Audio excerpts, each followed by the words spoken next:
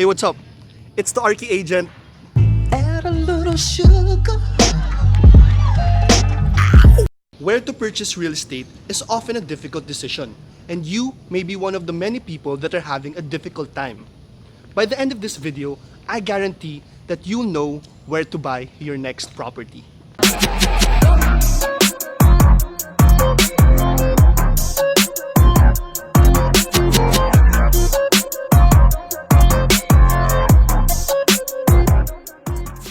Before we start, click the subscribe button and click the bell icon so you get notified whenever I post new videos on architecture and real estate.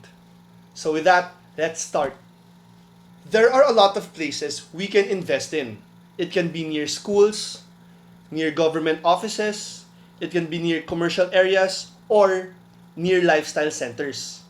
Or we can choose to invest in central business districts where all of these can be found in one master plan development. What's a central business district? It is the primary economic center of a city. It is usually master planned to accommodate financial institutions, government offices, private offices, headquarters of banks, and institutions such as schools, hospitals, libraries, and even museums.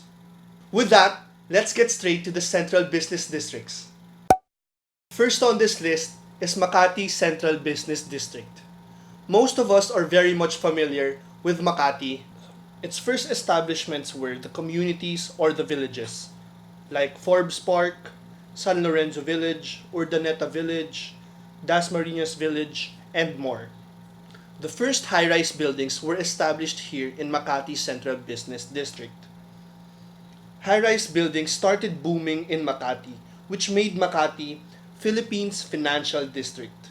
It is now home of 5 of the 10 highest skyscrapers in the Philippines. First is PBCom, next is Trump Tower, third is Gramercy Residences, fourth is Discovery Primea, and fifth is Shang Salcedo Place. This is home of the first expats in the Philippines. And Makati caters to some of the embassies such as Spain, Saudi, and Switzerland.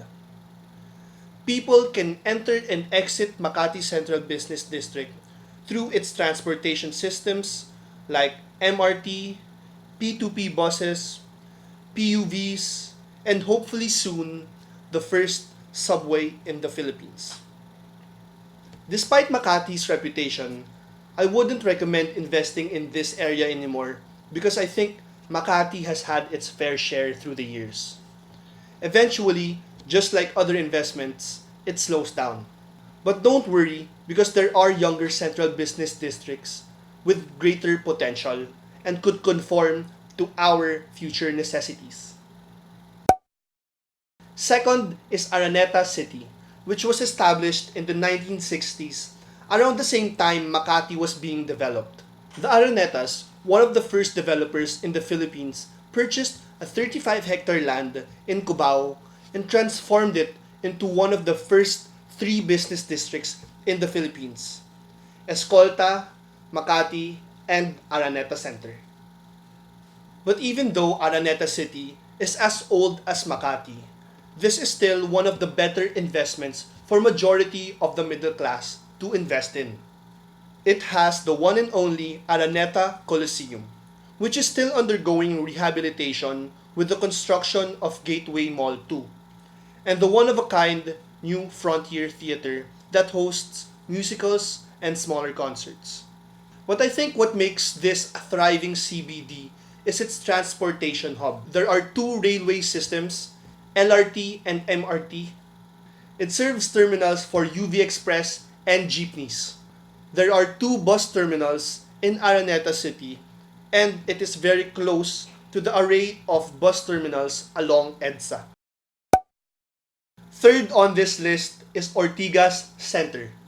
Located within the joint boundaries of Pasig City, Quezon City, and Mandaluyong City, this barren estate was developed by Ortigas and Company. Out of all the CBDs I will mention, Ortigas has to have the best location overall. Arguably the center of the metropolis.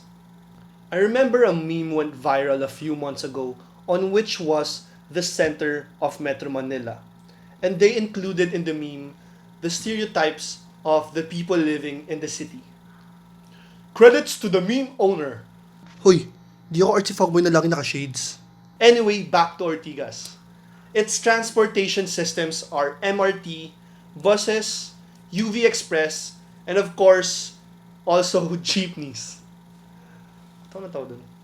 This is home of the largest mall in the Philippines. St. Francis Square. Just kidding, of course, it's none other than Mega Mall.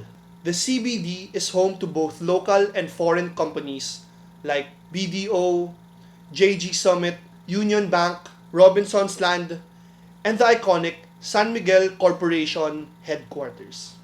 But what also drives the CBD are the schools such as Lourdes School of Mandaluyong, St. Pedro Poveda, University of Asia and Pacific, St. Paul College Pasig, Ateneo School of Medicine and Public Health, and Medical Center. Number 4 on the list, and to me, this is the best central business district in the country, Bonifacio Global City. There's no doubt that you should be investing in this area right now. Even though this is one of the younger central business districts which started development in the late 1990s, it has surpassed Makati as the most expensive place to live in.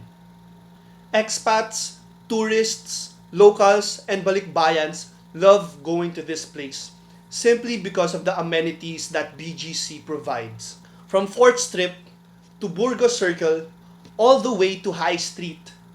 It also has Turf BGC and Titan Love Court. BGC really does promote a different kind of lifestyle. But what really elevates BGC is the symbiosis of the workers and wealthy families to its institutions and schools. They have British School of Manila, International School of Manila, Japanese and Korean international schools. They also have Endiron, Treston, and even UP. So with all the elements present in a central business district, this puts BGC on a different level than the most. 5th on this list is in my hometown, Quezon City. The Triangle Park is the most populated CBD that caters for the masses. Fortunately, the business district spans from the corner of West Avenue and Timog Avenue up to the edge of Diliman at the boundary of Quezon City and Marikina City. But the center of activity is located in Triangle Park, which is in North Triangle and East Triangle. What separates Triangle Park from all the CBDs is its institutional zone comprising of different government offices and schools. There's Bangko Sentral, SSS Main, LTO Main Office, Heart and Lung Center, there's National Housing Authority, and University of the Philippines Diliman, and the list just goes on and on and on. What's surprising is that the city started in the 1940s, but the business district was only constructed and developed in the early 2000s. So we can definitely expect that there will be exponential growth in Triangle Park in the next 10 years. Next is Philinvest Corporate City, or Philinvest Alabang, also known as the Garden City. This CBD started in the late 1990s, so this is one of the younger and more innovative CBDs in the Philippines. At first I thought Philinvest Alabang was a little overpriced because its prices are close to Makati and BGC. But looking at its location, it's at the south of the metropolis, so it's farther than most of the cities. But what I saw in Philinvest Alabang definitely proved that it should be on par with BGC. It's the only central business district that has direct access to the Skyway. Imagine, the Skyway ends in Philinvest Alabang. How convenient is that? Plus, it's the only central business district that's LEED certified. What's LEED? LEED stands for Leadership in Energy and Environmental Design. It is a widely used green building rating system in the world.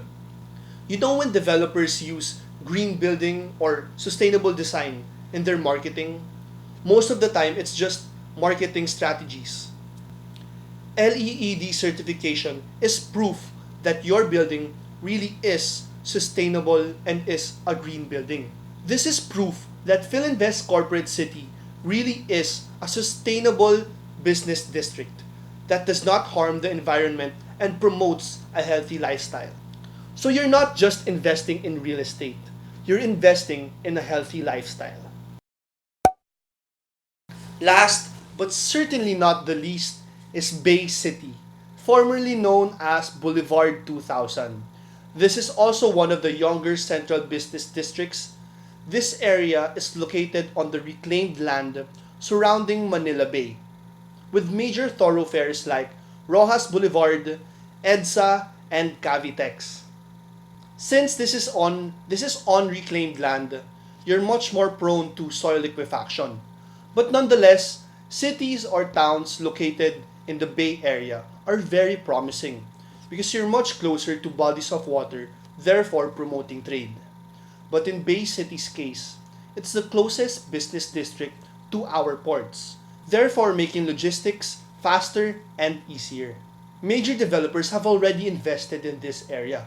SM will be developing the Central Business Park, where SMX Convention Center is located, Mall of Asia, and MOA Arena. DM Wenceslao, and there as Ayala City, Alpha Land with the Alpha Land Bay City, and many more.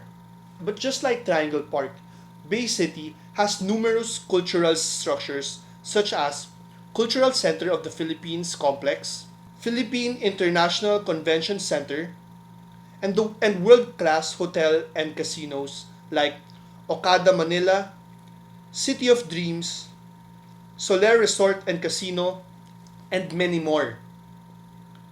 If the catalysts for economic growth in Ortigas Center and in BGC are the schools and office centers, in Philinvest Corporate City, they have their sustainable and green developments, while in Makati, they have their financial and office centers.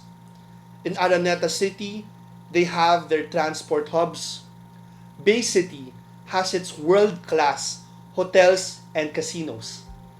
For honorable mentions of business districts outside Metro Manila, first is Cebu Business Park, which is developed by Ayala Land and Cebu Holdings Inc.